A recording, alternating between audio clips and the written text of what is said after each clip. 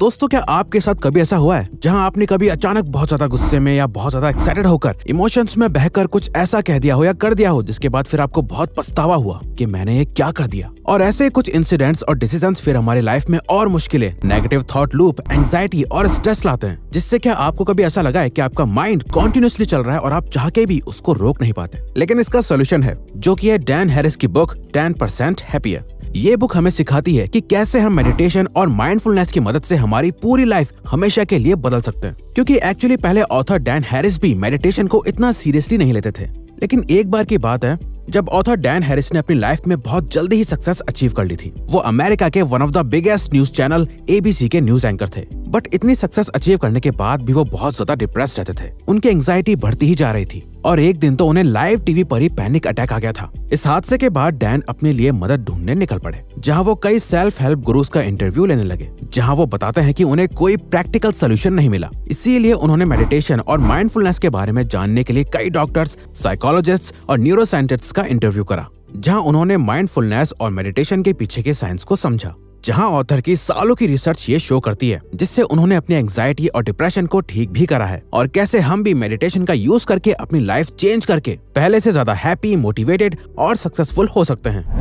Number 1, meditation pervasiveness. Silicon valley में meditation को software upgrade for the brain कहा जाता है। वहीं वायर्ड मैगजीन ने मेडिटेशन को टेक वर्ल्ड्स न्यू कैफीन कहा है। नाउ, मेडिटेशन का कंसेप्ट दुनिया में इतनी तेजी से इसलिए फैल रहा है क्योंकि अब साइंस भी इसके कई फायदे प्रूव कर रही है, जहां कई स्टडीज ये शो करती हैं कि मेडिटेशन आपके स्ट्रेस लेवल को कम करता है, आपकी इम्यूनिटी को बढ़ाता है और आपके फोकस करने की एबिलिटी को बहुत ज्यादा बेहतर कर देता है। एक येल यूनिवर्सिटी की स्टडी के अकॉर्डिंग ये देखा गया है कि जब भी हम मेडिटेट करते हैं तो हमारे ब्रेन का वो हिस्सा कम्प्लीटली डीएक्टिवेट हो जाता है जहां से नेगेटिव थॉट जनरेट होते हैं, जो हमें ज्यादा पॉजिटिव रहने में हेल्प करता है। जहां ऑथर पहले मेडिटेशन में बिल्कुल बिलीव नहीं करते थे, बट जब उन्होंने मेडिटेशन को करना स्टार्ट करा तो उन्होंने अपनी लाइफ में एक बहुत इंपॉर्टेंट चेंज को नोटिस करा। उन्होंने देखा कि पहले उनके माइंड में हमेशा कोई ना कोई थॉट रहता था जिसमें वो उलझे रहते थे। जैसा कि अगर आप भी नोटिस करो तो आप हमेशा खुद से अपने दिमाग में बात करते रहते होंगे, जिसका कोई पॉइंट भी नहीं होता। अपने माइंड में अपनी पुरानी मेमोरीज को रिवाइंड करके प्ले करते रहते हो और फ्यूचर के बारे में सोचते रहते हो। ऑथर भी यही करते थे, बट मेडिटेशन करने से उनका माइंड बहुत ज्यादा रिलैक्स हो गया। ऑथर बताते हैं ये ऐसा है कि जैसे आप अपने माइंड को स्लीप मोड में डाल रहे हो, क्योंकि जब हमारी बॉडी सो रही होती है तब भी हमारा माइंड एक्टिव रहता है, बट मेडिटेशन से ही आप एक्चुअल में अपने माइंड को रेस्ट दे सकते हो, वरना ये किसी भी मशीन की तरह ओवरवर्क करने से डैमेज हो जाएगा। The 3 benefits of meditation।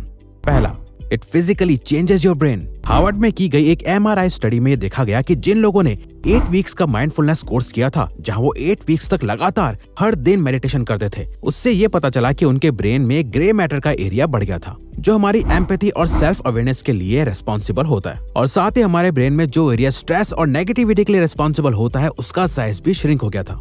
दूसरा, it improves your relationship with others. In fact एक स्टडी में तो पार्टिसिपेंट्स को एक टेप रिकॉर्डर पहना दिया गया, जिसमें उनकी सभी कॉन्वर्सेशन को रिकॉर्ड किया गया, जिससे ये पता चला कि जो लोग रेगुलरली मेडिटेशन प्रैक्टिस करते थे वो लोग बाकी लोगों से ज्यादा एम्पैथेटिक थे, वो ज्यादा खुश रहते थे और मैं वर्ड का बहुत कम यूज करते थे। और ये एक बहुत पावरफुल चीज है।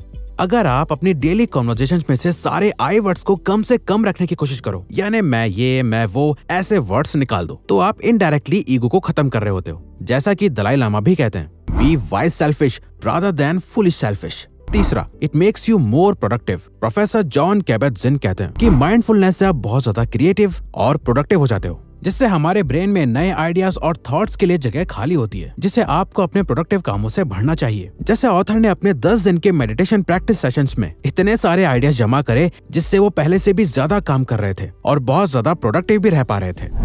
5 types of meditation practices. Now, meditation करना कैसे है, ये एक बड़ा चैलेंज है, जहां ऑथर हमें 5 टाइप्स ऑफ मेडिटेशन बताते हैं, जिससे आप अपने अकॉर्डिंग कोई भी चूज कर सकते हो। पहला, माइंडफुलनेस ब्रीदिंग मेडिटेशन।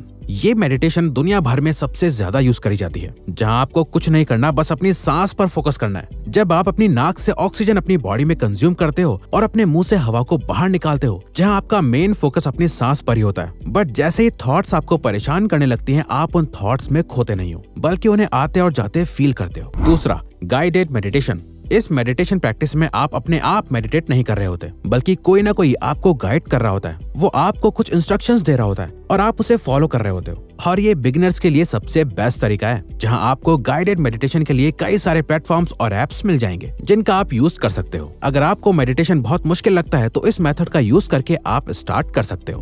तीसरा, फोकस्ड अटेंशन मेडिटेशन। यहाँ पे आप सब जगह से डिस्कनेक्ट होने के बजाय सिर्फ किसी एक चीज पर बहुत ज्यादा फोकस करते हो। वो कोई भी चीज हो सकती है, कोई साउंड हो सकता है या फिर आपकी बॉडी की कोई फीलिंग या कुछ भी, जहाँ आप काफी देर तक उस चीज पर फोकस रहते हो। फॉर एग्जाम्पल, आप किचन से एक चम्मच लेके आओ और उसे सामने रखकर उसे काफी देर तक देखते रहो। इससे आपका ब्रेन रेस्ट मोड पे चला जाएगा। नंबर 4, मंत्र मेडिटेशन। इस मेडिटेशन प्रैक्टिस में आप एक मंत्र को बार बार दोहराते रहते हो, जहां आप कुछ वर्ड्स का कॉम्बिनेशन बनाकर एक मंत्र फॉर्म कर लेते हो। वो मंत्र कुछ भी हो सकता है, बट जरूरी ये है कि आप उससे पॉजिटिव फील कर पाओ। फॉर एग्जाम्पल, ब्रीथ करते हुए बार बार ये बोलते जाओ, आई एम कॉन्फिडेंट। जिससे होगा ये कि मेडिटेशन करते टाइम आपने अपने माइंड को खाली करा और उसमें इस थॉट को डाल दिया, और इस एक्सरसाइज को बार बार करने से आपका माइंड इस बात पर बिलीव करने लगेगा। Number 5, moving meditation. इस फॉर्म ऑफ मेडिटेशन में आप किसी न किसी मूवमेंट पर फोकस रहते हो, जहां आप कुछ भी सिंपल कर सकते हो जिससे आपकी बॉडी में मूवमेंट हो रही हो, और आप उस मूवमेंट पर फोकस रहो, ना कि अपने थॉट्स पर।